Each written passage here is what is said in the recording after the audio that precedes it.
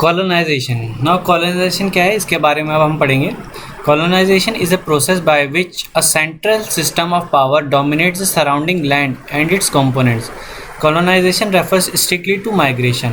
For example, to settler colonies in America and Australia, trading post and plantation, while colonizing is to the existing indigenous people of styled new territories. Colonization was linked to the spread of tens of millions from West European states to all over the world. Now, simple भाषा में colonization क्या है? Colonization is a people is the act of setting up colony away from one's original place. Hindi में अगर मैं कहूँ, जैसे कि आप लोग अगर राजस्थान में फ़िलहाल रह रहे हो, सपोज़ उदयपुर में आप रह रहे हो और आप में से किसी ने दिल्ली में कोई एक पर्टिकुलर लैंड आपने ख़रीदी, तो वो लैंड अब जो दिल्ली में आपकी लैंड है, अब आप उसमें कुछ भी कर सकते हैं, वो आपके अंडर हो चुकी है। आप उस पर आप घर बना सकते हैं, आप उस पर खेती कर सकते हैं और जो आपकी मर्ज़ी हो आप उस पर कर सकते हैं। तो इसका मतलब क्या हुआ, आपका जो घर है वो तो है उदयपुर राजस्थान में, लेकिन आपने एक कॉलोनी सेट कर दी दिल्ली में। ठीक है, गेटिंग माई पॉइंट स्टूडेंट्स? तो इस तरह इसको कहते हैं कॉलोनाइजेशन। सो आप इसकी डेफिनेशन आप लिख सकते हैं। Colonization is the act of setting up a colony away from one's place of origin. Okay, I will repeat, इसको आप नोट डाउन कर लेना। Colonization is the act of setting up a colony away from one's place of origin. ठीक है students? तो अब इसमें example दिए, जैसे उस टाइम पे जो भी ट्रेडिंग बहुत ज़्यादा होती थी, जो भी ब्रिटिश ईस्ट इंडिया कंपनी जो भी अपना ट्रेड करती थी, वो इंडिया से ब्रिटेन तक ट्रेड करती थी। अब कॉलोनाइजेशन जो बेस्ट एग्जांपल हमारी हिस्ट्री में वो है ब्रिटिशर्स द्वारा। ब्रिटिशर्स कहाँ पे थे? ब्रिटेन में रहने वाले थे, लेकिन उन्होंने इंडिया को एज ए कॉलोनी अपना इस्तेमाल कर लिया। जैसे कि मैंने एग्जांपल दी थी, जैसे दिल्ली में आपने ज़मीन ले ली, अब उस पर कुछ भी कर सकते हैं, कोई भी रूल्स उस पर लगा सकते हैं। सिमिलरली जो ब्रिटिशर्स थे उन्होंने इंडिया को एज ए कॉलोनी यूज़ किया, यानी इंडिया को एक तरह से उन्होंने ख़रीद लिया और उस पर अपने ही जो भी रूल्स एंड रेगुलेशन है वो चलाने लगे, और रहने वाले कहाँ के थे? ब्रिटेन के। तो इस तरह से जो भी इंडिया की एंशेंट जो भी मॉडर्न हिस्ट्री है उसमें कॉलोनाइजेशन का एग्जांपल, जो बेस्ट एग्जांपल है वो है ब्रिटिशर्स रूल ओवर इंडिया। अब उसमें यही कहेंगे जो भी ट्रेडर्स, एक और एग्जांपल आपको मैं समझाता हूँ। जैसे जो भी ट्रेडर्स होते हैं उनको लॉन्ग रूट जो भी है वो तय करना होता है, थ्रू सी या फिर बाय रोड, जो भी मीन्स हो। तो बीच में छोटी मोटी जो भी लैंड है अपने रेस्ट के लिए वो ऑक्यूपाई कर लेते। तो ऐसे उन्होंने कॉलोनी वहाँ सेटअप कर ली, जहाँ भले वो वहाँ के रहने वाले नहीं हैं, लेकिन वो वहाँ पे अपना जो भी एक्टिविटी है वो कैरी आउट कर सकते हैं। तो इसी के बारे में बताया। British came to India as a trader. Soon they were fascinated with the wealth of India. They change their motive from trade to colonization. Now Britishers जब आए थे इंडिया में एज ए ट्रेडर आए थे। जैसे कि आप लोगों को पता है उस टाइम पे इंडिया सोने की चिड़िया कहा जाता था। इंडिया के पास बहुत सारा वेल्थ था, वेल्थ यानी बहुत सारा पैसा, उनके पास बहुत ही लाइफस्टाइल बहुत अच्छा इंडिया का था। इससे वो बहुत ज़्यादा अट्रैक्टिव हो गए थे ब्रिटिशर्स। सो इन्होंने अपना माइंड चेंज किया, तो वो ट्रेड धीरे धीरे अपना ट्रेड से होकर उन्होंने एक तरह से कॉलोनाइजेशन सेटअप करना शुरू कर दिया इंडिया में। और वो कैसे किया? By divide and rule. उन्होंने दो जो भी राजा थे उस टाइम पे उन्होंने आपस में एक दूसरे को भड़का के आपस में लड़वा दिया, और इस तरह से धीरे धीरे अपना सेटअप करते गए। Their plans involve using India as a feeder colony for their own flourishing economy back at Britain. Now उन्होंने इंडिया को कैसे यूज़ किया? As a feeder colony. Feeder colony मतलब जो कि चीज़ें तुम्हें सप्लाई करे। जैसे कोई आम का पेड़ है आपका, वो एज आपका फीडर है, यानी आपको मैंगो क्या है? फीड कर रहा है, आपको आम दे रहा है। इस तरह से इंडिया की जो भी वेल्थ थी, जो भी सोना था या फिर जो भी वेल्थ थी, उसे उन्होंने फीडर की तरह इंडिया से लिया और अपने ब्रिटेन में, ताकि ब्रिटेन की इकोनॉमी, उनका कंट्री अच्छे से ग्रो करे, वहाँ पे भेजते रहे। They kept their focus on expanding and protecting their hold on India. और उन्होंने उनका जो फोकस था वो इंडिया को किसी तरह से अपने कब्ज़े में ही रखना था, ताकि इंडिया उनके हाथ से ना चला जाए, क्योंकि इंडिया के पास बहुत सारी रिसोर्सेज थे उस टाइम पे। British rule brought about change in values and taste, customs and practice. अब जैसे जैसे ब्रिटिश आए उन्होंने जो भी इनके टेस्ट थे वह जो भी इंडिया से जो भी उन्हें अच्छा लगता रहा, जो भी इनके कल्चर से रिगार्डेड जो भी इनकी प्रैक्टिस थी, उनसे वो फ़ायदा उठाते गए और जो भी अपने जो ब्रिटेन है वहाँ पे उनको फ़ायदा पहुँचाते रहे। तो दिस इज़ कॉलोनाइजेशन, ये भी एक इम्पॉर्टेंट टॉपिक है, इसको आप अच्छे से सेल्फ स्टडी करना एक बार फिर से। Now next topic is how do we know administration. Now administration क्या होता है?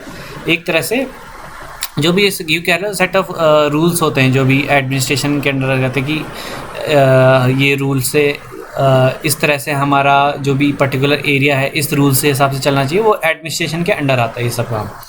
Now British rule changed a lot in India in the latter half of 19th century, both the direct administration of India by the British Crown and the technological change ushered in by the Industrial Revolution had the effect of closely interviewing the economies of India and Great Britain. Now जो भी British rule था वो 19th century के letter half में, यानी late 19th century में जब तक ब्रिटिश का रूल था, उन्होंने जो भी उनके रूल्स है वो धीरे धीरे चेंज करते गए अकॉर्डिंग टू द रिक्वायरमेंट। ठीक है, और जैसे कि जैसे जो भी इंडस्ट्रीज थी सेटअप होनी, जो भी उनकी इकोनॉमी रिलेटेड जो भी एक्टिविटीज़ थी उनको मैनिपुलेट करते गए according to their own benefit. In fact, many of the major changes in transport and communication that are typically associated with the Crown Rule of India had already begun before the mutiny. अभी कह रहे हैं जैसे जो भी major changes थे transportation and communication के regarding जो भी इंडिया में थे, are typically associate with the crown rule of India. अभी क्राउन रूल क्या है? क्राउन रूल कहते हैं ब्रिटिशर्स के रूल को। जो इंडिया में जो स्टार्टिंग में कौन से ब्रिटिशर आए थे? ईस्ट इंडिया कंपनी आए थे। ठीक है, ईस्ट इंडिया कंपनी ने जो है धीरे धीरे इंडिया पे रूल करना शुरू किया था। ये एक प्राइवेट फर्म थी। ठीक है स्टूडेंट्स, जो ईस्ट इंडिया कंपनी थी वो एक प्राइवेट फर्म थी और वो धीरे धीरे करके जो भी ब्रिटिशर्स के अंडर आती गई और फाइनली जो ब्रिटिश की गवर्नमेंट थी उन्होंने इंडिया को एक तरह से अपने अंडर में ले लिया था। ठीक है, एंड इसमें कह रहे हैं जो भी मेजर चेंजेस थे ट्रांसपोर्ट में, कम्युनिकेशंस में, वो उन्होंने पहले ही शुरू कर दिए थे already before the mutiny it began. यानी म्यूटिनी क्या है? जो भी म्यूटिनी डेफिनेशन ऑफ म्यूटिनी हम कहें where people started disobeying the order, यानी जो भी लोग थे जो किसी के अंडर पहले पीसफुली उनके रूल्स फॉलो कर रहे थे, अब उनसे मतलब डिसोबे कर रहे थे रूल्स को, उसको कहते हैं म्यूटिनी। ठीक है student, all the changes were secured in the form of record. जो भी चेंजेस हुए थे, जो भी इनका एडमिनिस्ट्रेशन, वो एक तरह से रिकॉर्ड के फॉर्म में इन्होंने उसको रिकॉर्ड किया। These records were written by British official to keep the track of their work and changes done in India. The British felt that all the important documents and letters need to be preserved. Specialized institutions like archives and museums were established to preserve the important records. Several other sources studied together to give the better picture of administration. Now, अब Britishers ने क्या किया? जो भी उनके through out जो भी India पे उन्होंने जिस हिसाब से रूल किया, जिस हिसाब से उन्होंने रेगुलेशंस किए, जो भी एक्ट लागू किए थे, वो सब का उन्होंने एक रिकॉर्ड रखा। These records return by the जो भी ब्रिटिश के ऑफिशियल्स थे, हायर ऑफिशियल्स थे, उनके द्वारा इनके जो भी रिकॉर्ड थे वो रिटर्न किए गए थे और इन्होंने इन रिकॉर्ड्स को सेफ रखने के लिए क्या क्या बनाए थे? उन्होंने म्यूज़ियम एंड आर्चीव्स उन्होंने इस्टेब्लिश किया था जहाँ पे वो इन रिकॉर्ड को सही सलामत रख सकें। Now several other resources studied together to give a better picture of administration. अब जो भी है अलग अलग तरह के रिकॉर्ड जो भी स्टडीड किए गए ताकि हमें जो भी उनके एडमिनिस्ट्रेशंस की बेटर पिक्चर मिल सके, उनको अंडरस्टैंड करने में कि हाँ किस तरह से ब्रिटिश एडमिनिस्ट्रेशन चला था उस टाइम पे। तो ये था इस टॉपिक के regarding. Now moving on to next topic, sources of information. Now British keep the records of everything they did. जैसे हमने डिस्कस किया, तो जो भी वो करते थे, जैसे कोई भी एक्ट पास किया, कोई भी इंसिडेंट हुआ, वो सबका रिकॉर्ड अपने पास रखते थे। These records were kept in the rooms called record rooms. और जो रूम्स में वो रिकॉर्ड रखते थे उसको क्या कहते थे? रिकॉर्ड रूम उसको कहते थे। The records were created with the goal to preserve the original order of the records as much as possible to clarify the administrative history of the records. Each series of record were assigned a letter from A to Z. A certain series also have descriptive subclasses. Now अब जो भी records थे उन्होंने इसे बहुत ही जितने ज़्यादा वो रिकॉर्ड रख सकते थे उन्होंने ट्राई किया कि हम उतने ज़्यादा रिकॉर्ड रख सकें और उसको कैटेगराइज कर दिया। जैसे हम डिक्शनरी आपने देखी होगी, इसमें A to Z type alphabet से हमें वर्ड मीनिंग्स मिलते हैं, तो ऐसे ताकि उसको रीड या एक्सेस करने में आसानी हो तो उन्होंने A to Z फॉर्म में उसको जो भी रिकॉर्ड्स हैं उनको रखना शुरू कर दिया। Official records, letter, memos, surveys, newspaper, magazine, autobiographies, reports, experiences of travellers, novels and poems are some important sources of information of British rule and atrocities. अब जो भी क्या था, ये सब जो ऑफिशियल रिकॉर्ड्स हो गए, लेटर, उस टाइम के जो भी मेमोज, न्यूज़पेपर, मैगजीन आई थी, किसी ने ट्रैवल किया होगा उसमें कुछ लिखा होगा, ये सारे रिकॉर्ड ब्रिटिशर्स ने अपने उसमें रिकॉर्ड में जो है रिकॉर्ड किया एंड उसको संभाल के रखा। एंड जो अभी हम हिस्ट्री अभी हम पढ़ पा रहे हैं कि उस टाइम पे क्या हुआ था, उस टाइम पे ये एक्ट लागू हुआ था, वो किसकी वजह से कि जो भी वो रिकॉर्ड उस टाइम पे लिखे गए थे उन्हीं के बेसिस पे हम जो भी अब हिस्ट्री इंडियन जो भी हिस्ट्री है उसको पढ़ पा रहे हैं। तो ये है इम्पोर्टेंस रिकॉर्ड्स की। The britisher build specialised institutions like museum and archives to preserve important documents. तो जैसे आपको बता ही दिया था, म्यूजियम एंड आर्चीव उन्होंने कंस्ट्रक्ट किए थे इम्पॉर्टेंट डॉक्यूमेंट्स को स्टोर करने के लिए।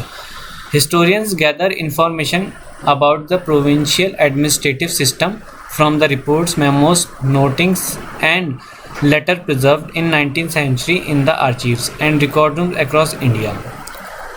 ऑलरेडी डिस्कस्ड ये जो भी उनके रिकॉर्ड्स थे, चाहे न्यूज़पेपर उस टाइम पे आए थे या फिर कोई भी नोटिस आया था, लेटर्स आए थे, उन्होंने रिकॉर्ड रूम में सभी उनको संभाल के रखा, तो ताकि जो हिस्टोरियंस हैं उन्होंने वो उनको बेटर अंडरस्टैंडिंग मिल सके इंडियन हिस्ट्री को जानने में। For effective administration the British carried out a number of surveys in early 19th century। Now उस टाइम पे सर्वेज भी कंडक्ट किए गए, लाइक आप ये स्कूलों में या फिर कहीं भी सोसाइटी में सर्वेज होते होंगे कि आपका ओपिनियन जानने के लिए कि आपको क्या पसंद है, क्या चाहिए। उस टाइम पे जो भी बेटर एडमिनिस्ट्रेशन के लिए उस टाइम पे 19th century में ब्रिटिशर्स ने सर्वेज भी कंडक्ट किए थे। By the end of 19th century, censuses of all Indian provinces were being carried out every 10 year. Now, जो भी 19th century के एंड में इंडियन के थ्रू जो भी सर्वेज हो गए या फिर रिकॉर्ड्स हो गए, उनको हर 10 साल बाद उन पर चेकअप किया गया और उनको कलेक्ट किया गया। सपोज अभी जस्ट हमने रिसेंटली कोई एविडेंस कलेक्ट किए, नाउ नेक्स्ट 10 ईयर बाद हम दोबारा से जो भी हमारा जो भी 10 ईयर में हुआ है उसके रिकॉर्ड हम दोबारा कलेक्ट करेंगे। इस तरह से उन्होंने एक स्ट्रक्चर फॉर्म किया कि हर 10 साल बाद हम रिकॉर्ड्स को कलेक्ट करेंगे। This help to collect information on the religious caste and occupation of the people.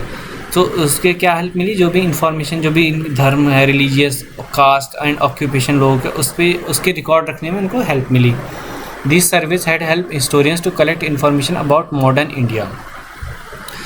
तो अंडरस्टूड है।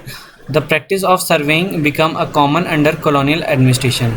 जो भी सर्वेइंग की प्रैक्टिस थी, जो भी सर्वे होते थे, कॉलोनियल एडमिनिस्ट्रेशन के एक तरह से कॉमन वो एक तरह से थिंग बन चुका था। Surveys like botanical, zoological, archaeological and anthropological and forest survey were in India were in the list of British administration. तो इसमें बताया किस तरह की जगह botanical survey related to plants, zoological survey related to animals, इसी तरह archaeological and anthropological and forest के भी उन्होंने सर्वे किए गए थे जो भी उनकी लिस्ट में शामिल थे। Sources kept the written by both Indian and British studied together represent several aspects of British rule and their efforts to modernise और सब्जुगेट इंडियन पॉपुलेशन। ना जो भी सोर्सेज थे, जो भी रिकॉर्ड्स थे, ये थे वो इंडियन और ब्रिटिशर्स दोनों के द्वारा स्टडी किए गए थे और उसमें बताया गया कि सेवरल एस्पेक्ट किस तरह ब्रिटिशर्स जो थे एफर्ट कर रहे थे इंडिया को और भी मॉडर्न बनाने में और इंडिया की पॉपुलेशन को ग्रो करने में। तो ये तो था सारा। Okay, good bye and take care.